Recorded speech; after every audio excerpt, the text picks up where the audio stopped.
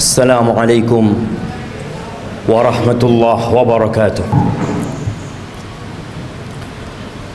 Innal hamdalillah nahmaduhu wa nasta'inuhu wa nastaghfiruh wa na'udzu billahi min shururi anfusina wa sayyiati a'malina. Man yahdillahu فلا مضل له ومن يضلله فلا هادي له وأشهد أن لا إله إلا الله وحده لا شريك له له الملك وله الحمد وهو على كل شيء قدير وأشهد أن محمدا عبده ورسوله وحبيبه وخليله صلوات ربي وسلامه وبركاته عليه وعلى آله وأصحابه ومن تبعهم بإحسان إلى يوم الدين. أما بعد، فيا عباد الله أوصيكم ونفسي بتقوى الله فقد فاز المتقون. Wahai manusia-manusia yang beriman, saya wasiatkan kepada diri saya dan kepada semua yang hadir di tempat ini agar senantiasa bertakwa kepada Allah Azza wa Jalla. Hanya mereka yang diterima amalannya, hanya mereka yang akan hidup berbahagia, hanya mereka orang-orang yang sukses di dunia dan di akhirat. Allah Jalla Jalaluh mengulangi perintahnya, dan para rasul menyampaikan berulang kali, dan para pewaris Nabi diteruskan perintah itu untuk mereka. Ya ayyuhalladzina amanu taqullah, wahai orang-orang yang beriman, bertakwalah kalian kepada Allah. Kalimat yang sering kita dengar, yang terus diulang-ulang karena kita memang sering lupa. Haqqa tuqatihi, ketakwaan yang sebenarnya bukan sekedar tulisan yang dipampang, bukan sekedar ucapan yang diungkapkan, tapi sesuatu yang diyakini oleh jiwa kita, kemudian diucapkan dengan lisan kita dan dipraktekkan dengan raga kita. Dan Allah mengatakan wala tamutunna illa wa antum muslimun, kalian jangan mati kecuali dalam kondisi Islam. Yang menjadi standar orang baik bukan sekarang, tapi tatkala ajal menyebut kita. Jamaah rahimakumullah, setiap hari kita keluar rumah kita, orang-orang juga keluar dari rumahnya, anak-anak juga berangkat ke sekolahan. Besok mereka akan melakukan itu lagi. Terus rutinitas yang dikerjakan oleh manusia. Ada yang ke pasar, ada yang ke kantor, ada yang ke pabrik, ada yang di jalanan. Semuanya mencari apa? Mencari uang, mencari harta. Allah telah menanamkan di dalam jiwa kita kecintaan kepada harta.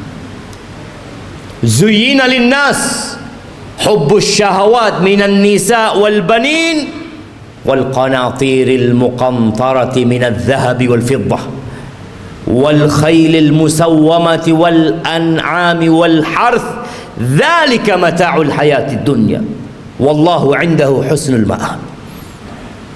Allah menjelaskan kepada kita bahwa telah ditanamkan kecintaan syahwat kepada wanita, kepada anak-anak, kepada harta yang berlimpah ruah, yang bertumpuk-tumpuk. Dulu kuda-kuda yang mewah, sekarang mobil-mobil yang mewah. Pertanian, peternakan, itu sesuatu yang sudah dicintakan kepada kita. Itu kesenangan kehidupan dunia. Tapi di sisi Allah ada tempat kembali yang baik. Lihatlah orang terkaya di dunia ini, kemana dia bawa hartanya? Dia tinggal selama-lamanya di muka bumi ini. Di negeri ini kita sering membaca 10 orang terkaya. 1 fulan, 2, 3, 4, 5, 6, 7, 8, 9, 10, semua hartanya ditinggal. Hati-hati dengan dunia ini. Jangan sampai kita tertipu. Silahkan bekerja, silahkan cari harta, tapi ambisi kita bukan dunia. Karena kita nggak lama tinggal di dunia, jemaah. Sungguh sangat bodoh manusia yang menimbun hartanya di sebuah tempat. Dia taruh di brankas, tiap hari dia kumpulkan di sana, kemudian setelah itu dia tinggal selama-lamanya. Kemana akalmu? Bukankah engkau capek menumpuk harta itu? Bukankah engkau sekolah tahunan untuk mendapatkan harta itu? Dan engkau udah dapat, kenapa engkau nggak bawa? Kenapa kau tinggalkan selama-lamanya, kau tinggalkan di muka bumi?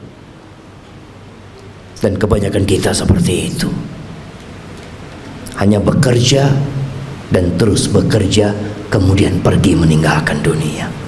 Ahibati fillah, sebagian kita sudah hidup menderita jiwanya. Maka disebutkan oleh WHO sudah ada 1 miliar manusia yang sakit jiwa, sakit mental. Kata Nabi SAW mengingatkan para sahabatnya, kaifa antum idza futiyat alaikum Faris wa Rum, ayu qaumin antum? Kira-kira bagaimana kondisi kalian? Nabi menyampaikan ini dalam kondisi sahabat susah, tidak tahu apa yang besok mereka makan. Dalam kondisi sebagian sahabat ketika berangkat perang, sehari hanya makan 1 butir kurma. Sehari hanya 1 butir kurma. Rasulullah SAW menyampaikan ini dalam kondisi sahabat berangkat perang, dalam kondisi tidak ada alas kaki buat mereka, sampai kuku mereka ngelupas. Nabi menanyakan kepada mereka yang hidup menderita secara harta pada waktu itu, kira-kira bagaimana kondisi kalian apabila Persia dan Romawi ditaklukkan, kemudian harta mereka dibagikan kepada kalian? Ayu qaumin antum? Kira-kira kalian jadi orang yang seperti apa? Kata Abdurrahman bin Auf, nakun kama qala Allah atau kama yaqulullah. Kita akan menjadi manusia seperti yang Allah inginkan, yang Allah perintahkan. Kata Nabi SAW, awa ghaira dhalik, mungkin nggak seperti itu, kata Nabi SAW. Jamaah, kita pernah susah secara ekonomi. Ingat dulu mungkin ketika motor kita motor bekas. Ingat dulu ketika kita sebagian belum menikah, nggak punya apa-apa. Kemudian terus bertingkat kondisi ekonomi kita, semakin membaik, dan terus Allah kasih lagi kepada kita. Sekarang bagaimana kondisi kita?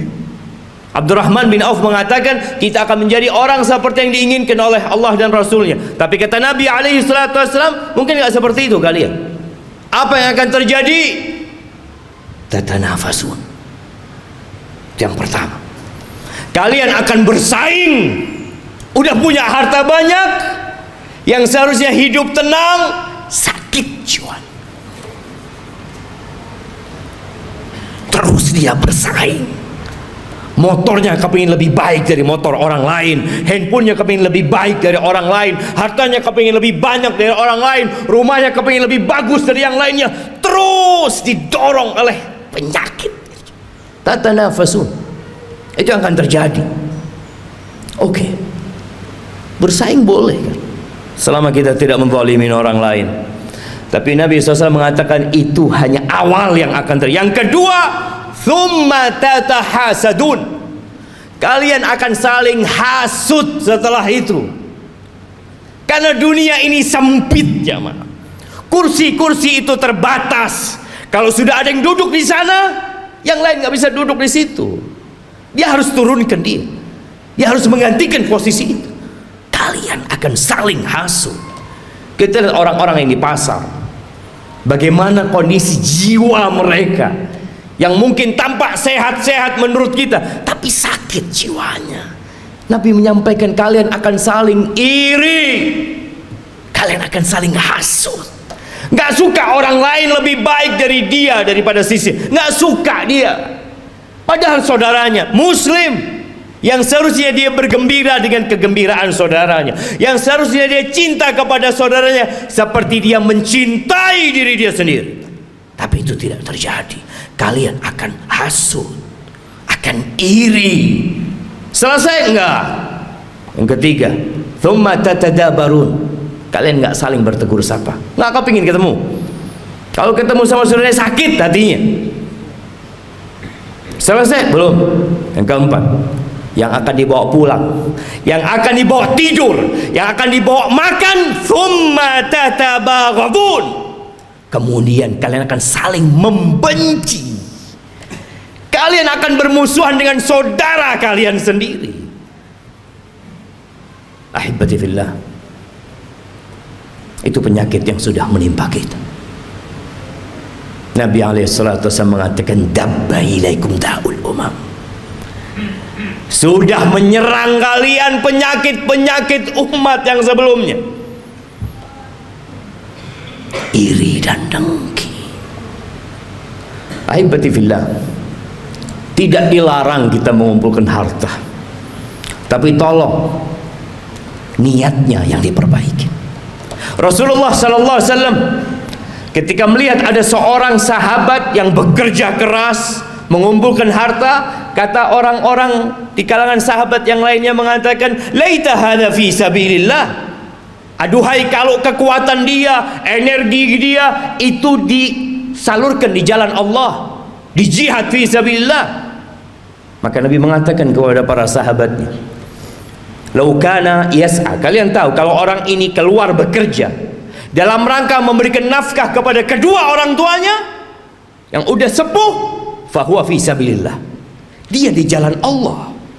Yang kedua, lau kana kharaj yas'a ala uladin lahu sigar, kalau dia bekerja dalam rangka niatnya memberikan nafkah kepada anak-anak yang masih kecil, fahuwa fi sabilillah, dia di jalan Allah. Jangan diremehkan dia bekerja.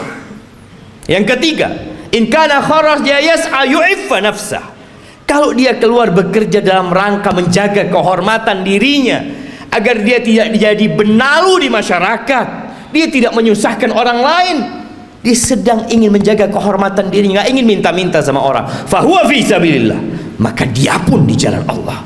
Tapi yang keempat, in kana kharaja riya'an wa mufakharatan, tapi kalau dia kerja dalam rangka riya, pamer, dalam rangka berbangga-banggaan dengan harta dia, fahuwa fi sabilis syaitan, maka dia di jalan syaitan. Jangan sampai tiap hari kita keluar rumah kita, kita sedang berada di jalannya syaitan. Bekerja hanya untuk berbangga-banggaan, hanya untuk pamer kepada orang lain. Aqulu qawli hadza wa astaghfirullah li wa lakum wa lisairil mu'minin wal mu'minat fastaghfiruh innahu huwal ghafurur rahim. Allahumma shalli wa sallim. Alhamdulillah wa kafa, wassalatu wassalamu ala nabiyil mustafa sayyidina wa maulana Muhammadin wa ala alihi wa ashabihi wa man iqtafa, amma ba'd. Ahibati fillah, berapa banyak dari orang-orang yang kita kenal yang telah pergi meninggalkan dunia ini, dan kita tahu hasil usaha dia, rumah yang dibangun, motor yang dimiliki, dan harta yang lainnya nggak dibawa. Nabi alaihissalatu wassalam mengatakan, yatba'ul mayyit thalath, yang ikut jenazah kita kalau kita mati tiga: maluhu wa ahluhu wa amaluhu. Apa yang ikut mengantarkan ke kuburan? Diantar pakai mobil-mobil, semua pada ikut ke sana, hartanya ikut berangkat. Kalau dia orang kaya, punya banyak anak buah, anak buahnya ikut mengantarkan ke kuburan. Kalau dia orang terkenal yang banyak fan-nya, akan banyak yang ikut mengantarkan ke kuburan. Ya, keluarga, harta ikut. Yang ketiga amal. Yang dua pulang. Tuh kita lihat ribuan orang yang mungkin mengantarkan jenazah, ada satu yang mau tinggal di dalam? Nggak ada. Anaknya mungkin, orang tuanya mungkin, kawan dekatnya nggak ada. Anak buahnya yang dia kasih bayaran, yang terus dibayar, mau menemani majikannya di dalam kuburan, nggak ada. Siapa yang menemani? Amaluhu, bas amalnya. Maka segera beramal. Badiru bil amal. Kata Nabi SAW, segera kalian beramal. Segera. Fitanan kaqita'il lailil muzlim. Sebelum datang fitnah-fitnah, ujian-ujian, kekacauan-kekacauan yang seperti potongan malam yang gelap gulita. Apa yang terjadi ketika datang fitnah itu jemaah? Kalau kita menunda-nunda beramal, menunda-nunda hijrah kita, menunda-nunda untuk berubah jadi orang baik, yusbihur rajulu mu'minan wa yumsi kafiran. Paginya masih beriman, paginya masih beriman, sorenya sudah kafir. Wa yumsi mu'minan wa yusbihu kafiran. Sorenya masih beriman, datang kajian mungkin dia, masih sholat asar, subuhnya sudah kafir. Kenapa itu terjadi? Yabi'u dinahu bi'aradin minad dunya. Dia jual agamanya. Dia jual. Dia barter dengan sedikit kenikmatan dunia. Nggak lagi mikir halal haram. Yang ada dalam benaknya harta, jabatan, kedudukan, padahal semua itu akan ditinggalkan. Maka ahibati fillah, hari ini hari Jumat, harinya bersalawat buat Nabi alaihi salatu wassalam. Harinya dianjurkan kita membaca suratul Kahfi. Baca tuh surat Kahfi, baca dengan artinya, baca pesan-pesan Allah kepada kita agar kita tidak diperbudak dengan harta kita. Biasanya imam kalau sholat Jumat itu membaca dua surat, Sabbihisma rabbikal a'la dan hal ataka hadithul ghasiyah. Tolong pulang dari sini baca tafsirnya, sehingga kita tahu pesan-pesan yang Allah sampaikan agar kita tidak lebih mementingkan kehidupan dunia. Kata Allah, bal tu'thirunal hayatad dunya. Tapi kalian udah dikasih nasihat, tetap kalian lebih mementingkan kehidupan dunia. Wal akhiratu khairu wa abqa. Akhirat itu lebih baik dan lebih kekal. Ahibati fillah, innallaha wa malaikatahu yusalluna 'alan nabi ya ayyuhalladzina amanu sallu 'alaihi wa sallimu taslima. Allahumma salli wa sallim wa zid wa barik wa an'im 'ala 'abdika wa rasulika habibina wa sayyidina Muhammad. Allahumma ighfir lil mu'minina wal mu'minat wal muslimina wal muslimat al ahya minhum wal amwat innaka sami'un qaribun mujibud da'awat. اللهم منزل الكتاب مجري السحاب هازم الأحزاب اهزم أعداءك أعداء الدين يا رب العالمين. اللهم اهزم أعداءك أعداء الدين يا رب العالمين. ربنا ظلمنا أنفسنا وإن لم تغفر لنا وترحمنا لنكونن من الخاسرين. ربنا لا تزغ قلوبنا بعد إذ هديتنا وهب لنا من لدنك رحمة إنك أنت الوهاب. ربنا آتنا في الدنيا حسنة وفي الآخرة حسنة وقنا عذاب النار. وسبحان ربك رب العزة عما يصفون وسلام على المرسلين والحمد لله رب العالمين.